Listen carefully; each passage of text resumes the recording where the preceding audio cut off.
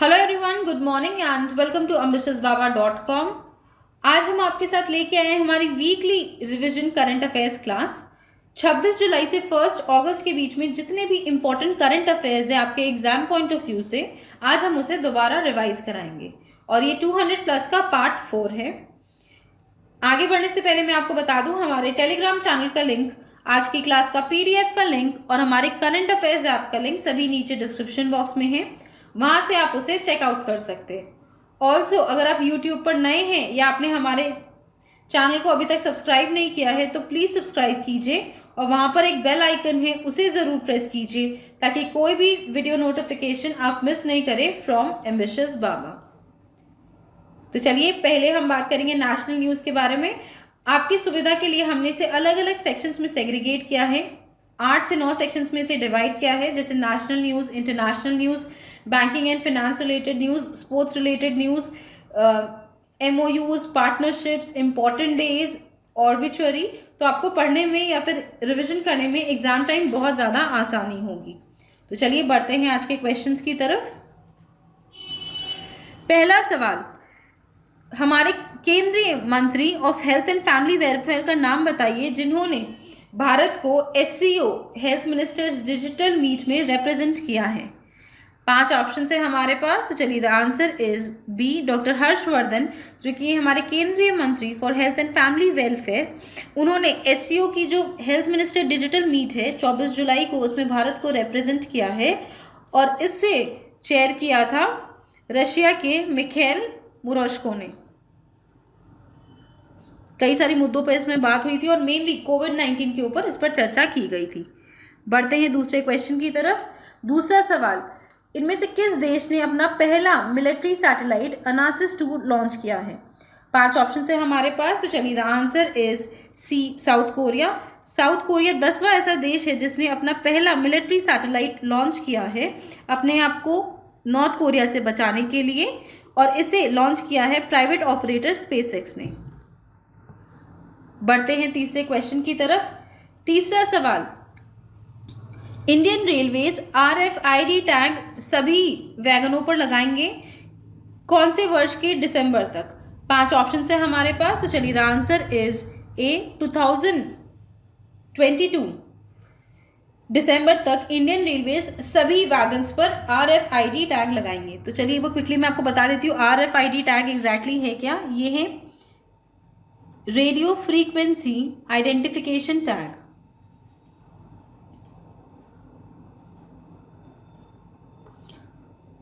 और इस प्रोजेक्ट के तहत ये जो RFID प्रोजेक्ट है इसमें लगभग 23,000 वैगन्स को कवर किया गया है। अभी जो वैगन्स मेंटेन करने का तरीका है वो मैनुअल है, लेकिन RFID टैगिंग के बाद ये सब ऑटोमेटिक हो जाएगा और GPS के माध्यम से वैगन्स का जो लोकेशन है वो पता चल जाएगा। बढ़ते हैं चौथे क्वेश्चन की तरफ। चौथा सवाल, द एंड गेम बुक के लेखक कौन है। 5 ऑप्शन है हमारे पास। तो चलिए the answer is C, S Hussain Zaidi, जो कि एक क्रिमिनल राइटर है। उन्होंने पब्लिश की है ये किताब, जिसका नाम है द एंड गेम, और इसे पब्लिश किया है हार्पर कॉलिंस इंडिया ने। बढ़ते हैं 5वें क्वेश्चन की तरफ। 5वां सवाल, इनमें से किस राज्य या फिर यूनियन टेरिटरी की सरकार ने एक वेब पोर्टल जिसका नाम है रोजगार बाजार लॉन्च किया है। 5 ऑप्शन है हमारे पास। तो चलिए the answer is C, Delhi. Delhi के गवर्नमेंट ने 27 जुलाई को अनाउंसमेंट की है रोजगार बाजार की। इसके तहत जिनकी भी जॉब्स गई है ड्यू टू कोविड-19 या फिर लॉकडाउन के कारण, वो यहाँ पर रजिस्टर कर सकते हैं और इसके अलावा बड़ी बड़ी कंपनीज यहाँ पर खुद को रजिस्टर करेंगी और यहाँ से एम्प्लॉयज़ को वो हायर कर सकती हैं। बढ़ते हैं छठे क्वेश्चन की तरफ। छठा सवाल, इनमें से किस राज्य में भारतीय रेलवे दुनिया का पहला electrified double stack container tunnel बना रही है। 5 ऑप्शन है हमारे पास। तो चलिए द आंसर इज ई, हरियाणा। हरियाणा में दुनिया का पहला इलेक्ट्रिफाइड डबल स्टैक कंटेनर सुरंग बनाया जा रहा है और ये एग्जैक्टली होगा हरियाणा के सोहना में, और ऑलरेडी 1 किलोमीटर की सुरंग खोद ली गई है। बढ़ते हैं 7वें क्वेश्चन की तरफ। 7वां सवाल, इनमें से कौन सी भारतीय सिटी 16वें नंबर पर है in the top 20 most surveilled cities in the world, और ये रिपोर्ट रिलीज की है यूके बेस्ड कंपनी कंपेरेटेक ने। 5 ऑप्शन है हमारे पास, तो चलिए the answer is D Hyderabad. Top 20 most surveilled cities में हैदराबाद 16वें नंबर पर है, जिसमें लगभग 3 लाख कैमरेज हैं, कैमरा या फिर आप कह सकते हैं सीसीटीवीज है। इसके अलावा जो पहले नंबर पर है वो है एक चाइनीज सिटी जिसका नाम है ताइवान, और जिसमें 4,65,255 सीसीटीवी कैमरेज है। बढ़ते हैं 8वें क्वेश्चन की तरफ। 8वां सवाल, इनमें से किस संगठन ने एक innovative contest dare to dream 2.0 launch किया है डॉक्टर एपीजे अब्दुल कलाम के सम्मान में? 5 ऑप्शन है हमारे पास, तो चलिए the answer is D defence research and development organisation ने एक इनोवेटिव कॉन्टेस्ट जिसका नाम है डेयर टू ड्रीम 2.0 लॉन्च किया है डॉक्टर एपीजे अब्दुल कलाम के सम्मान में। इसमें एरोस्पेस और डिफेंस में जो भी नई इनोवेशन है उसे कंसिडरेशन में लिया जाएगा, और इसके जो विनर्स है इंडिविजुअल विनर्स को दिया जाएगा 5 लाख रुपए का अवार्ड, और जो स्टार्टअप्स है उन्हें दिया जाएगा 10 लाख रुपए का अवार्ड। बढ़ते हैं 9वें क्वेश्चन की तरफ। 9वां सवाल, the India way strategies for an uncertain world, इस किताब के लेखक कौन हैं? 5 ऑप्शन है हमारे पास, तो चलिए the answer is C S Jaishankar. हमारे एक्सटर्नल मिनिस्टर एस जयशंकर ने 20 जुलाई को ये इस किताब के बारे में कहा था, जिसका नाम है the India way strategies for an uncertain world. इसमें उन्होंने भारत के जो 3 मेजर बर्डन्स है उसके बारे में भी चर्चा की थी, चाहे वो हमारा पाकिस्तान से पार्टीशन हो, 1947 का पार्टीशन हो, हमारे डिलेड इकोनॉमिक रिफॉर्म्स हो, या फिर हमारी प्रोलॉन्ग एक्सरसाइज हो न्यूक्लियर ऑप्शन के लिए।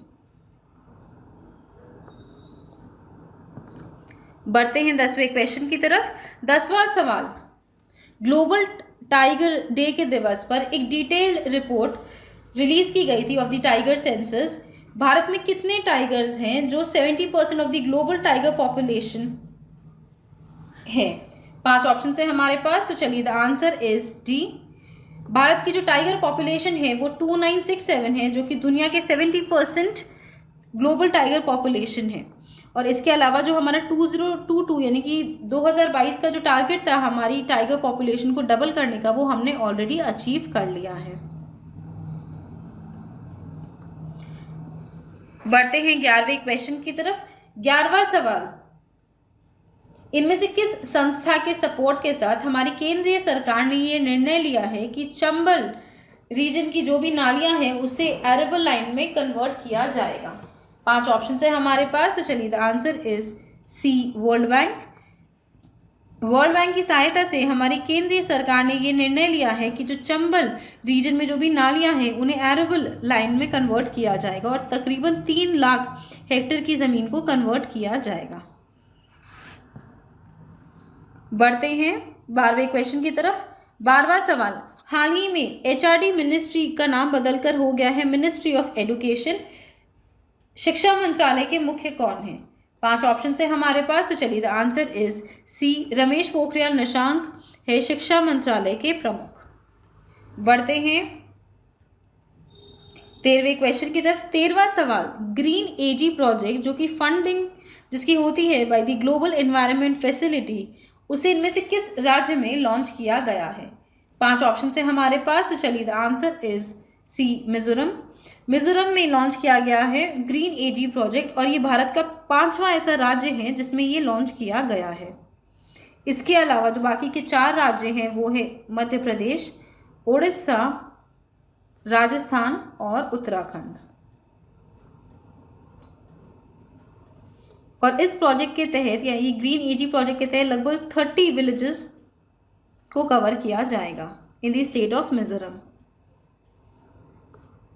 चलिए बढ़ते हैं 14वें क्वेश्चन की तरफ। 14वां सवाल, इनमें से किस शहर के 3 मेट्रो स्टेशन का नाम बदलकर रखा गया है आफ्टर CN अनुदराई, MG रामचंद्रन और जयललिता? 5 ऑप्शन है हमारे पास, तो चलिए द आंसर इज ई चेन्नई। चेन्नई के 3 मेट्रो स्टेशन का नाम बदलकर उनके पूर्व मुख्यमंत्रियों के नाम पर रखा गया है, जो कि है CN अनुदराई, MG रामचंद्र जिन्हें MGR के नाम से भी जाना जाता है, और तीसरी हैं जयललिता। तो चलिए अब बढ़ते हैं 15वें क्वेश्चन की तरफ। 15वां सवाल, फरवरी से जून 2020 के बीच में नीति आयोग ने कुछ डिस्ट्रिक्ट्स को रैंक किया था on the basis of aspirational districts. इनमें से कौन सी डिस्ट्रिक्ट ने टॉप किया है? 5 ऑप्शन है हमारे पास, तो चलिए the answer is C Bijapur. Total 112 districts को रैंक किया था नीति आयोग ने और इसमें बीजापुर जो कि है छत्तीसगढ़ से, उसने टॉप किया है। उनके कुछ 6 क्राइटेरिया थे और उसके ऊपर जो इंक्रीमेंटल प्रोग्रेस थी इन 112 डिस्ट्रिक्ट्स की, उस हिसाब से रैंकिंग की गई है। और इसके अलावा दूसरे नंबर पर है रिभोई जो कि है मेघालय में, और तीसरे नंबर पर है बहराइच जो कि है यूपी में।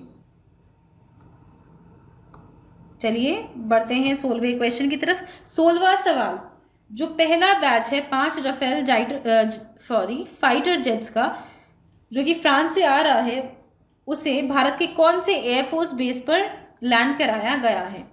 5 ऑप्शन है हमारे पास, तो चलिए the answer is B Ambala. Ambala air force base पर जो 5 राफेल फाइटर जेट्स है उसे लैंड कराया गया है। तो चलिए पहले बात कर लेते कि total 36 Rafale fighter jets Bharat खरीदेगा फ्रॉम फ्रांस और 5 ऑलरेडी लैंड कर चुके हैं 29 जुलाई को on the Ambala air force base.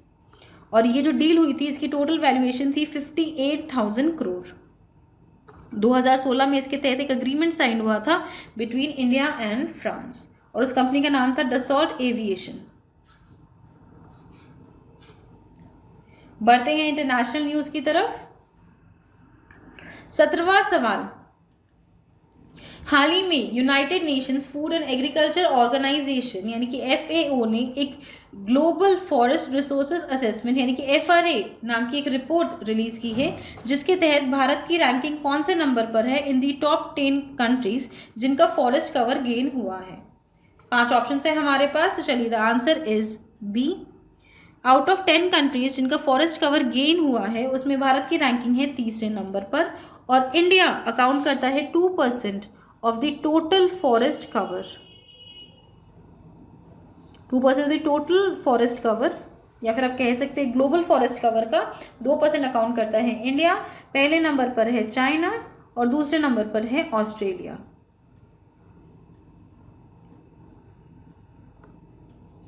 बढ़ते हैं 18वें क्वेश्चन की तरफ। 18वां सवाल, इनमें से किस देश के कॉन्सुलेट जो कि चेंगडू सिटी में है चाइना के, उसे बंद किया गया है?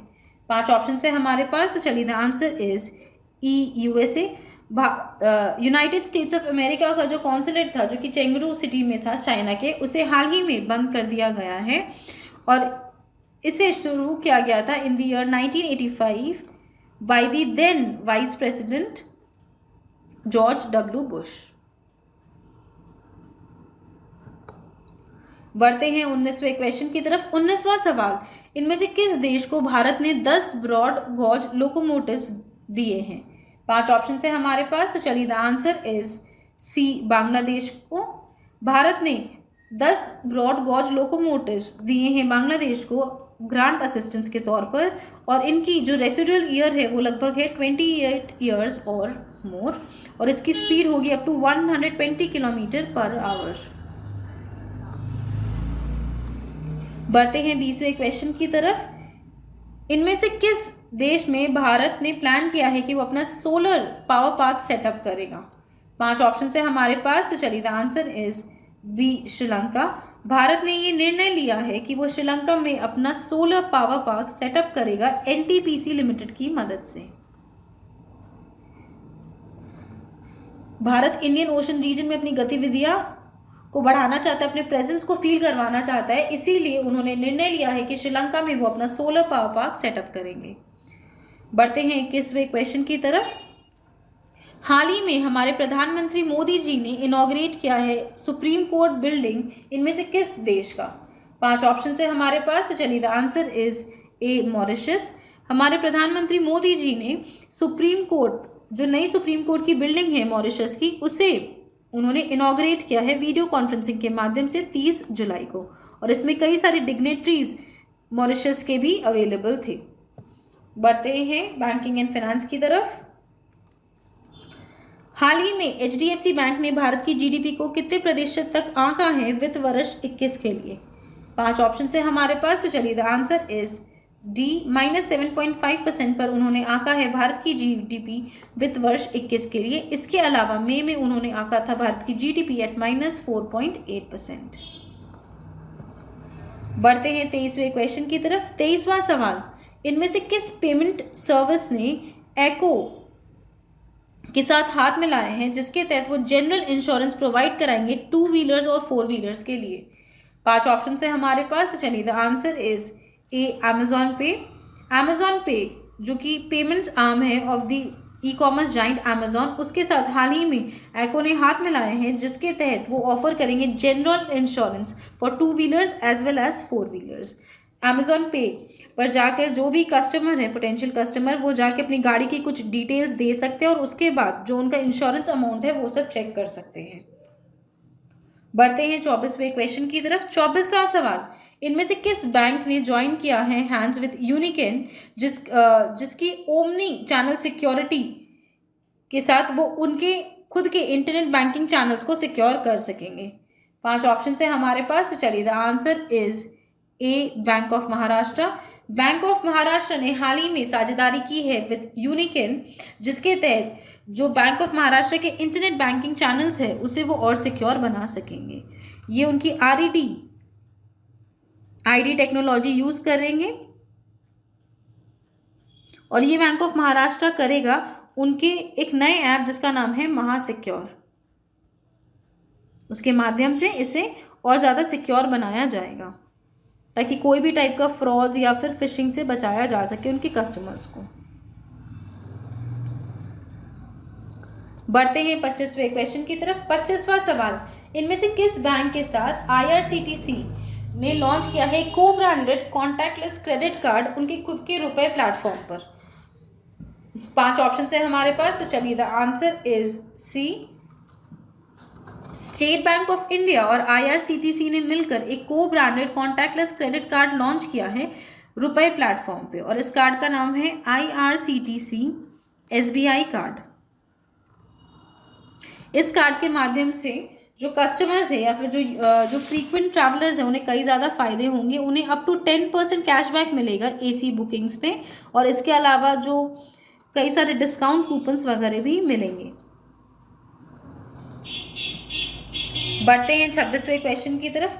26वां सवाल, हाल ही में state bank of India provide कर रही है $16.20 मिलियन का लिक्विडिटी सपोर्ट इनमें से किस देश को जिसके तहत उसके लोकल बिजनेसेस में सुधार आ सके? 5 ऑप्शन है हमारे पास, तो चलिए the answer is E Maldives. हाल ही में इंडियन हाई कमीशन जो कि है मॉलदीव्स में उन्होंने अनाउंसमेंट की है कि जो स्टेट बैंक ऑफ इंडिया है वो $16.20 मिलियन का लिक्विडिटी सपोर्ट प्रोवाइड कर रही है मॉलदीव्स को और इससे डायरेक्ट फायदा होगा लगभग 200 रिटेल अकाउंट्स को। जैसा कि आप जानते हैं मॉलदीव्स काफ़ी ज़्यादा अफेक्टेड है कोविड-19 के कारण और इसीलिए ये लिक्विडिटी सपोर्ट प्रोवाइड कर रही है स्टेट बैंक ऑफ इंडिया। बढ़ते हैं 27वें क्वेश्चन की तरफ। 27वां सवाल, इनमें से किस लाइफ इंश्योरेंस कंपनी ने एक अभियान लॉन्च किया है जिसका नाम है बहुत ज़रूरी है, जिसके तहत वो क्रॉप इंश्योरेंस प्रोवाइड कराएंगे महाराष्ट्र और कर्नाटक के किसानों को अंडर द प्रधानमंत्री फसल बीमा योजना? 5 ऑप्शन है हमारे पास, तो चलिए द आंसर इज डी। भारतीय अक्सा लाइफ इंश्योरेंस ने यह अभियान चालू किया है जिसका नाम है बहुत ज़रूरी है और जिसके तहत वो 3 वर्षों के लिए क्रॉप इंश्योरेंस प्रोवाइड कराएंगे महाराष्ट्र और कर्नाटक के किसानों को अंडर द प्रधानमंत्री फसल बीमा योजना। बढ़ते हैं 28वें क्वेश्चन की तरफ। 28वां सवाल, इनमें से किस संगठन ने $3 मिलियन का ग्रांट भारत को देने का निर्णय लिया है कोरोना वायरस से लड़ने के लिए? 5 ऑप्शन है हमारे पास, तो चलिए the answer is B Asian development bank. Asian development bank ने हाल ही में भारत को ग्रांट किया है $3 मिलियन ताकि कोरोना वायरस महामारी से भारत सही ढंग से लड़ सके और इससे भारत परचेज करेगा thermal scanners and essential items.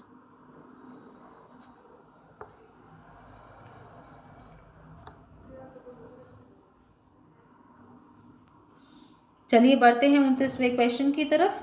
29वां सवाल, इनमें से किस संगठन ने 2 करोड़ का फाइन 4 एंटिटीज पर लगाया है in the HDFC AMC front running case? 5 option है हमारे पास, तो चलिए the answer is C, SEBI.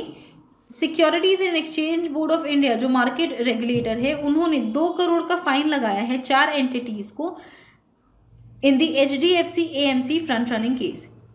Front running case में आपको बता दूं एक अनएथिकल प्रैक्टिस है जिसके तहत कुछ इनसाइड इंफॉर्मेशन की बेसिस पे ट्रेड किया जाता है, चाहे वो ब्रोकर्स दे या फिर कोई और दे, या फिर कंपनी के एग्जीक्यूटिव्स भी प्रोवाइड करते हैं ऐसी इंफॉर्मेशन।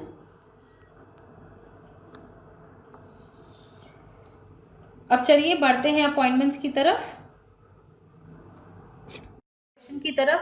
इनमें से किसे चुना गया है as the MD and CEO of Indian overseas bank? 5 option है हमारे पास, तो चलिए the answer is E, Partho Pratim Sengupta को चुना गया है as the CEO and MD of Indian overseas bank, और उनका टेन्योर रहेगा टिल 31 दिसंबर 2022, और वो रिप्लेस करेंगे करनाम शेखर को।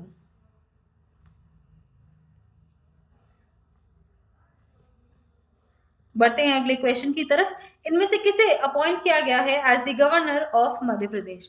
5 ऑप्शन है हमारे पास, तो चलिए the answer is C, Anandiben Patel. Anandiben Patel को चुना गया है as the governor of Madhya Pradesh. Currently ये गवर्नर है ऑफ उत्तर प्रदेश, लेकिन लालजी टंडन के निधन के बाद हमारे प्रेसिडेंट रामनाथ कोविंद ने इन्हें एडिशनल चार्ज दिया है आनंदीबेन पटेल को as the governor of Madhya प्रदेश। बढ़ते हैं अगले क्वेश्चन की तरफ। इनमें से किस देश के डेप्यूटी प्रधानमंत्री जिनका नाम है महदी मोहम्मद गुलेद, उन्हें अपॉइंट किया गया है as the interim prime minister? 5 option है हमारे पास, तो चलिए the answer is B, Somalia.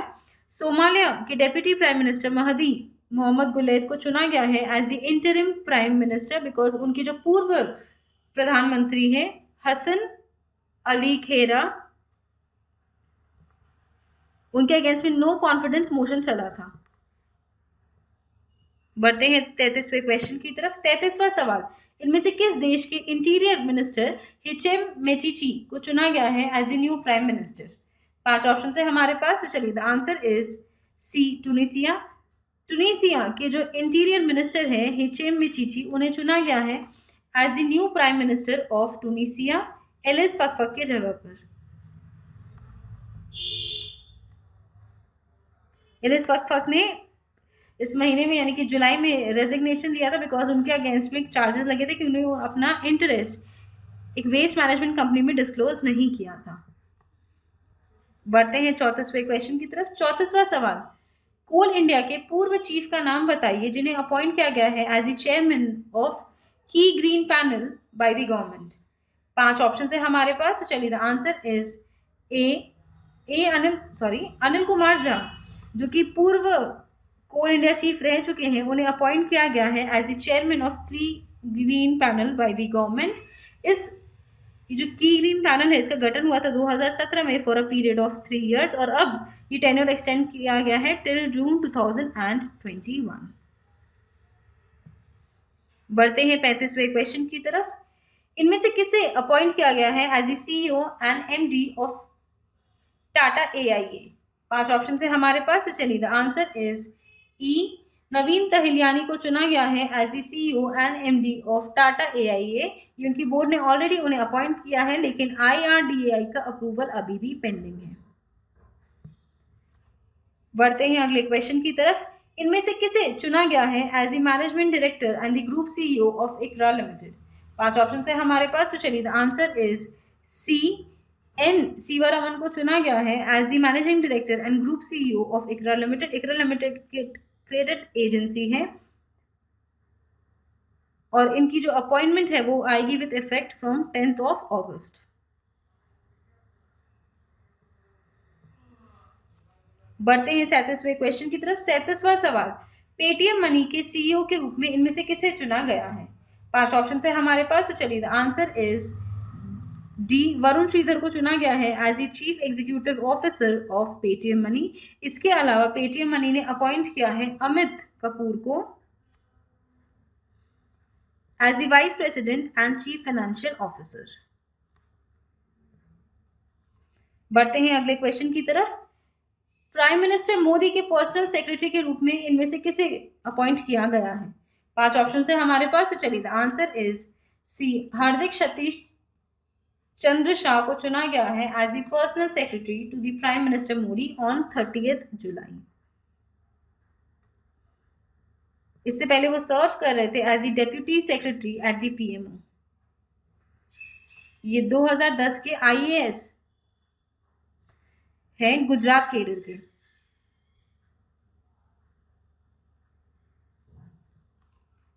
अब हम बात करेंगे अवार्ड्स एंड रिकॉग्निशंस के बारे में। 39 क्वेश्चन, उस भारतीय मूल की सिंगापुर नर्स का नाम बताइए जिसे हाल ही में राष्ट्रपति अवार्ड मिलेगा कोविड सर्विसेज के लिए।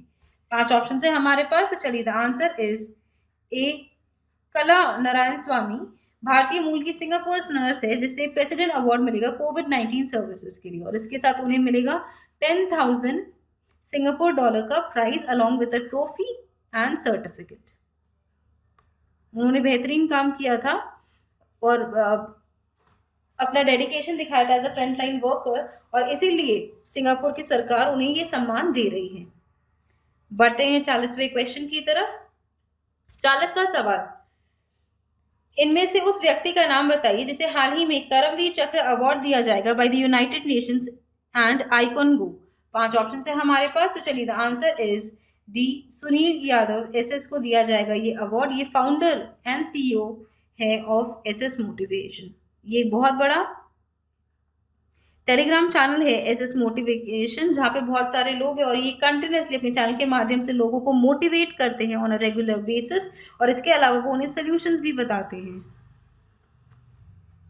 ये उन्हें जो अवार्ड है करमवीर चक्र अवार्ड, ये दिया जाएगा by the United Nations and iCONGO, जो कि है इंटरनेशनल कॉन्फेडरेशन ऑन एनजीओ। बढ़ते हैं आगे 41वें क्वेश्चन की तरफ। 41वां क्वेश्चन, उस भारतीय मूल की ऑथर का नाम बताइए जिनकी किताब बर्न्ड शुगर को लॉन्ग लिस्ट किया गया है 2020 के बुकर प्राइज के लिए। 5 ऑप्शन है हमारे पास, तो चलिए द आंसर इज ई, अवनी दोषी। अवनी दोषी जो भारतीय मूल की ऑथर है, उनकी किताब बर्न्ड शुगर जो भारत में रिलीज हुई है as girl in the white,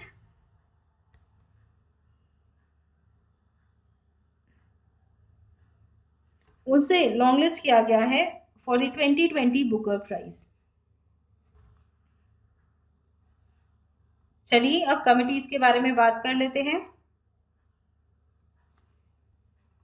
42nd question, हाल ही में आरबीआई ने एक रिपोर्ट रिलीज की थी for analysis of QR code. इस कमेटी के हेड कौन है? 5 ऑप्शन है हमारे पास, तो चलिए the answer is C, Deepak B Phatak. Professor Deepak B Phatak जो कि आईआईटी बॉम्बे के प्रोफेसर है, वो इस कमेटी के हेड हैं। तो चलिए बात कर लेते हैं इस कमेटी का गठन कब हुआ था। आरबीआई ने इस कमेटी का गठन किया था 23 नवंबर 2019 में, और ये जो क्यूआर कोड है यानी कि क्विक रिस्पॉन्स कोड है, उसको कंटिन्यूसली मॉनिटर करती है और उसको बेहतर बनाने के लिए ये लोग कंटिन्यूसली रिकमेंडेशंस देते रहते हैं ताकि जो हमारा डिजिटल पेमेंट्स है वो सही से हो सके। बढ़ते हैं 43rd क्वेश्चन की तरफ। हाल ही में हमारी यूनियन कैबिनेट ने अप्रूव किया है नई एजुकेशन पॉलिसी।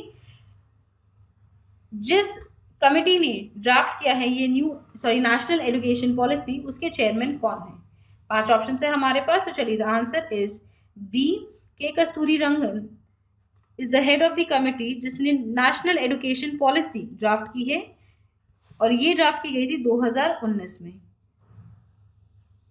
बढ़ते हैं memorandum of understanding and partnerships की तरफ। 44th क्वेश्चन, इनमें से किस संगठन के साथ भारत ने हाल ही में साइंटिफिक एंड टेक्नोलॉजिकल कोऑपरेशन के लिए अग्रीमेंट साइन किया है? 5 ऑप्शन है हमारे पास, तो चलिए the answer is C, European Union. European Union के साथ भारत ने हाल ही में अपने जो अग्रीमेंट है on scientific and technological cooperation उसे रिन्यू किया है। इनिशियली ये अग्रीमेंट साइन हुआ था 23 नवंबर 2001 में, और इसे 2 बार रिन्यू किया गया, एक बार वर्ष 2007 में और एक बार वर्ष 2015 में। 5-5 वर्षों के लिए इसे रिन्यू किया गया है।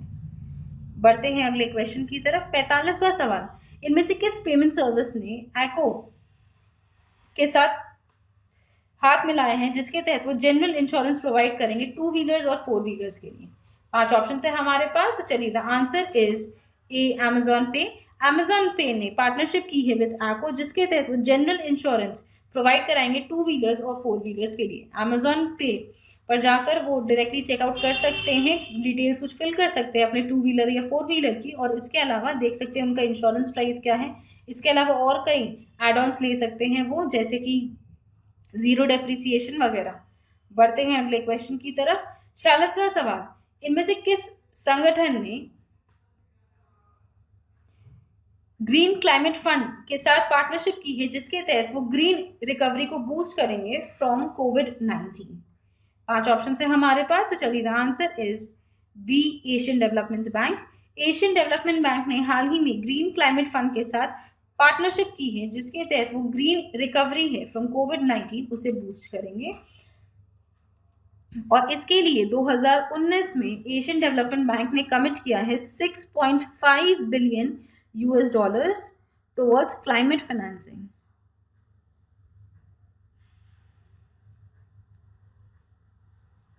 इसके अलावा ग्रीन क्लाइमेट फंड ने अप्रूव किया है एडीबी के 10 अलग अलग प्रोजेक्ट्स के लिए 473 मिलियन यूएस डॉलर्स।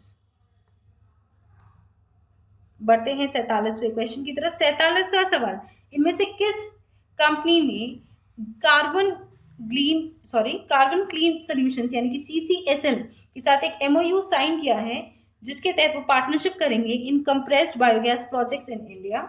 5 ऑप्शन है हमारे पास, तो चलिए the answer is D GAIL India limited ने हाल ही में एक MOU साइन किया है विद कार्बन क्लीन सॉल्यूशंस जिसके तहत कंप्रेस्ड बायोगैस प्रोजेक्ट्स पे भारत में वो पार्टनरशिप करेंगे। ये जो दोनों संस्थाएं हैं ये आपस में मिलकर इस पे जो एरियाज है उसे एक्सप्लोर करेंगे, और ये गेल इंडिया का एक स्टार्टअप इनिशिएटिव है पंख, उसके तहत किया जाएगा। पंख उन्होंने लॉन्च किया था वर्ष 2017 में। बढ़ते हैं 48वें क्वेश्चन की तरफ। 48वां सवाल, हमारी केंद्रीय मंत्रिमंडल ने भारत और इनमें से किस देश के बीच में एक MOU अप्रूव किया है on traditional medicine and homoeopathy? 5 option है हमारे पास, तो चलिए the answer is D Zimbabwe.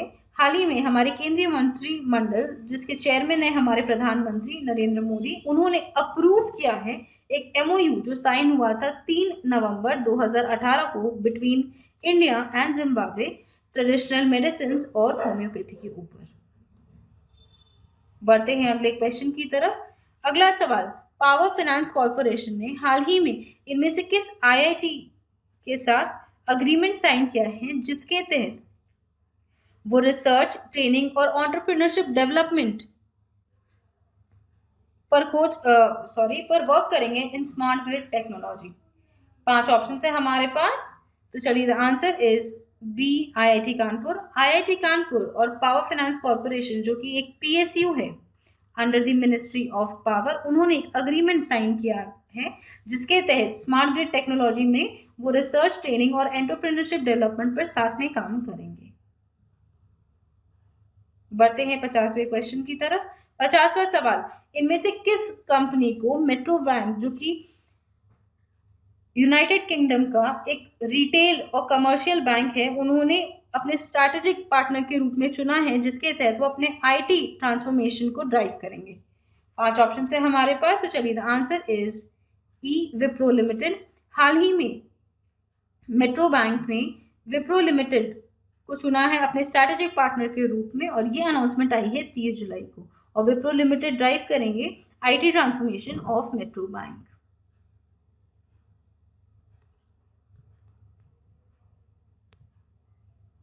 अब बढ़ते हैं स्पोर्ट्स सेक्शंस की तरफ।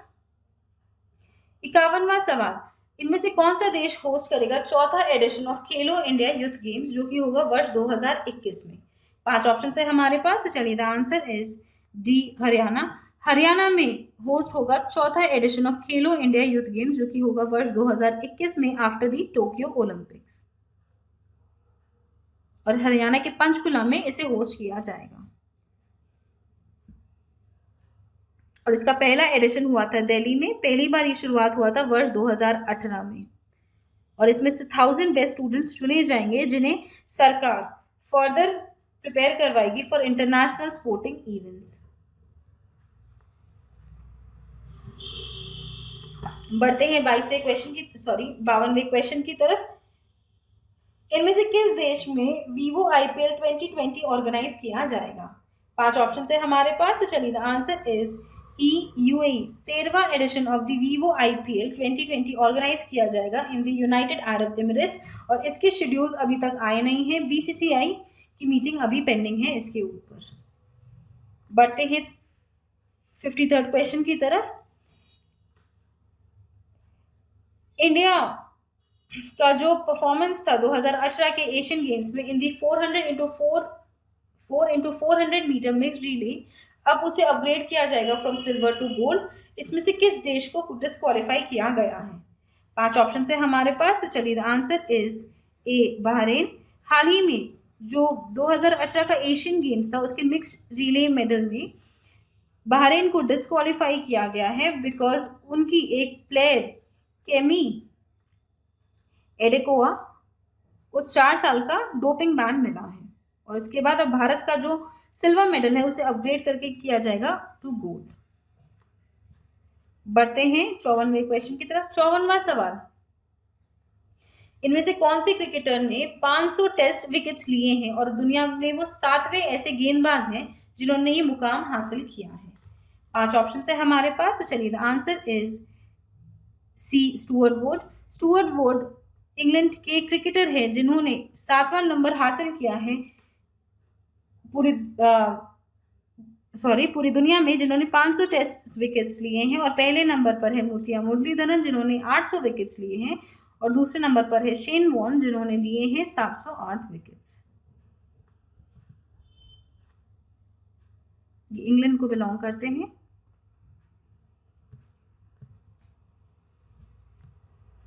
बढ़ते हैं 55th क्वेश्चन की तरफ। काजी अनीक इस्लाम को हाल ही में 2 वर्ष का बैन किया गया है फॉर डोपिंग। वो किस क्रिकेट टीम के साथ एसोसिएटेड हैं? 5 ऑप्शन है हमारे पास, तो चलिए the answer is D Bangladesh.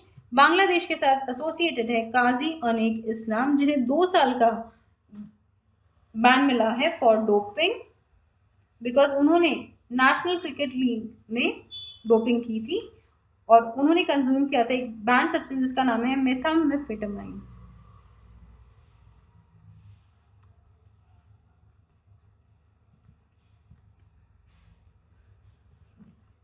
बढ़ते हैं 56वें क्वेश्चन की तरफ। इनमें से कौन से फुटबॉलर ने जीता है प्रीमियर लीग का गोल्डन बूट अवार्ड? 5 ऑप्शन है हमारे पास, तो चलिए the answer is A Jamie Vardy जो कि लेस्टर सिटी के साथ खेलते हैं। उन्होंने हासिल किया है प्रीमियर लीग का golden boot award bye scoring total 23 goals in 2019 and 20। चलिए अब हम बात करेंगे और भी चोरीज के बारे में। ओलिविया डे हेलिवन का हाल ही में निधन हो गया, वे कौन थी? 5 ऑप्शन है हमारे पास, तो चलिए the answer is C actress.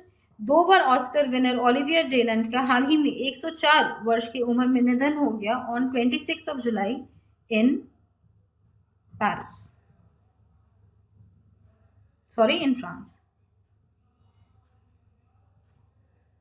और उनकी जानी मानी फिल्म थी गॉन विद द वाइल्ड।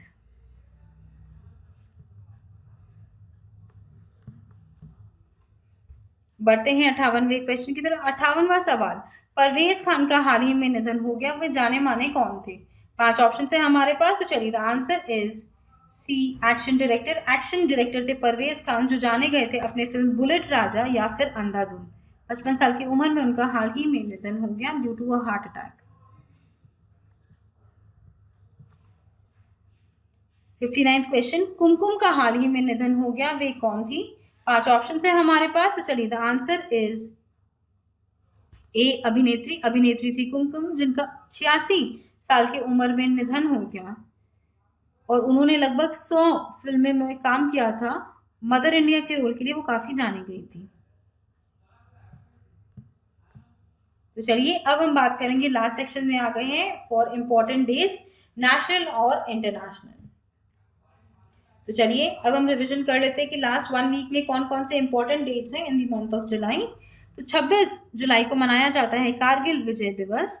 आप जानते होंगे 1999 में कारगिल वॉर हुआ था बिटवीन इंडिया एंड पाकिस्तान, तो इसी के लिए याद करने के लिए उसे मनाया जाता है कारगिल विजय दिवस। उनका एक ऑपरेशन था ऑपरेशन विजय, जो काफ़ी सक्सेसफुल रहा, जिसके लिए इसका नाम पड़ गया कारगिल विजय दिवस। बढ़ते हैं 27 जुलाई को। 27 जुलाई को मनाया जाता है सीआरपीएफ रेजिंग डे, और इस साल यानी कि 2020 में है 82nd सीआरपीएफ रेजिंग डे। ये क्वीन विक्टोरिया, ये ब्रिटिश ज़माने में भी था, 1939 में ये पहली बार पिक्चर में आया था, लेकिन 1949 में हमारे सरदार वल्लभ भाई पटेल ने इसका नाम चेंज कर दिया to Central Reserve Police Force. तो इस वर्ष 82nd सीआरपीएफ रेजिंग डे है। इसके अलावा 27 जुलाई को मनाया जाता है डॉक्टर APJ अब्दुल कलाम की डेथ एनिवर्सरी। ये भारत के 11th राष्ट्रपति थे और पीपल्स प्रेसिडेंट भी इन्हें कहा जाता था। Also he was the missile man of India. 83 years की उम्र में उनका निधन हो गया ड्यू टू हार्ट अटैक। उन्हीं के सम्मान में मनाया जाता है 27 जुलाई as the APJ Abdul Kalam death anniversary. वर्ष 2015 में उनका निधन हुआ था। बढ़ते हैं 28वें क्वेश्चन की, 28 जुलाई को। 28 जुलाई को मनाया जाता है world hepatitis day. World hepatitis day का थीम है इस वर्ष का हेपेटाइटिस फ्री फ्यूचर। हेपेटाइटिस के बारे में लोगों को जागरूक कराने के लिए मनाया जाता है वर्ल्ड हेपेटाइटिस डे। इसके अलावा 28 जुलाई को मनाया जाता है वर्ल्ड नेचर कंजर्वेशन डे, ताकि लोगों को हम बता सकें कि हमारा एनवायरनमेंट कितना इंपॉर्टेंट है और उसे हम क्या क्या तरीकों से कंजर्व कर सकते हैं, उसे बचा सकते हैं हमारी फ्यूचर जनरेशन्स के लिए। इसके अलावा 29 जुलाई को मनाया जाता है इंटरनेशनल टाइगर डे। 2010 से मनाया जा रहा है इंटरनेशनल टाइगर डे 29 जुलाई को, after the Saint Petersburg summit. Tigers है काफ़ी अम्ब्रेला स्पीशीज भी कहा जाता है, बिकॉज इनकी संख्या ग्लोबली काफ़ी कम हो गई है, इसीलिए उनके बारे में लोगों को जागरूक कराने के लिए, सारी कंट्रीज को बताने के लिए कि एक टाइगर की पॉपुलेशन खतरे में है, इसीलिए 2010 से मनाया जा रहा है इंटरनेशनल टाइगर्स डे। इसके अलावा 30 जुलाई को मनाया जाता है world day against trafficking persons, और इस साल का उनका थीम है कमिटेड टू द कॉज, यानी कि working on the front line to end human trafficking. जो लोगों की तस्करी होती है उनके लिए ये दिन मनाया जाता है, ताकि उनके जो राइट्स है और उन लोगों पर क्या गुजरती है इसके बारे में सबको सचेत कराने के लिए ये दिन मनाया जाता है। इसके अलावा 30 जुलाई को मनाया जाता है इंटरनेशनल फ्रेंडशिप्स डे। 27 अप्रैल 2011 को हमारी यूनाइटेड नेशंस जनरल असेंबली ने इसे ऑफिशियली डिक्लेयर किया है 30 जुलाई को as the International Friendships Day. और इसके अलावा 1 अगस्त को मनाया जाता है मुस्लिम वुमेन्स राइट्स डे। 1 अगस्त को पिछले साल जो ट्रिपल तलाक है, इंस्टेंट ट्रिपल तलाक है, जो मुस्लिम औरतों को दिया जा सकता था, उसे एक पनिशेबल ऑफेंस किया गया है। हमारे पार्लियामेंट ने उसे एक ऑफेंस माना है कि अब ट्रिपल तलाक से कोई भी मुस्लिम औरतों की राइट्स को और ज़्यादा वायलेट नहीं किया जाएगा। अगर किसी को किसी मुस्लिम औरत को डिवोर्स देना है तो उन्हें वही नॉर्मल प्रक्रिया अपनानी होंगी जो बाकी लोगों के लिए है। ये ट्रिपल तलाक बैन कर दिया गया था पिछले साल, और इसीलिए 1 अगस्त को अब से यानी कि इस वर्ष से मनाया जाएगा मुस्लिम वुमेन्स राइट्स डे। तो चलिए, with this we come to the end of today's class. I hope आपको ये वीडियो पसंद आया हो। अगर ये वीडियो पसंद आया तो इसे लाइक कीजिए, अपने दोस्तों के साथ शेयर कीजिए, और हमारे चैनल एम्बिशियस बाबा को सब्सक्राइब जरूर कीजिए। Also please visit our website test.ambitiousbaba.com, जहाँ पर आपको कई सारे ऑनलाइन मॉक टेस्ट मिल जाएंगे, चाहे वो बैंकिंग हो, SSC हो, रेलवे हो, जैब हो, कैब हो, या फिर पैरा 13.2 हो। आप इस वेबसाइट पर जाके हमारे सभी मॉक टेस्ट को चेक कर सकते हैं, और उसके बाद आप उसे डायरेक्टली परचेज कर पाएंगे वहां से। Thank you friends, it's all for today and have a great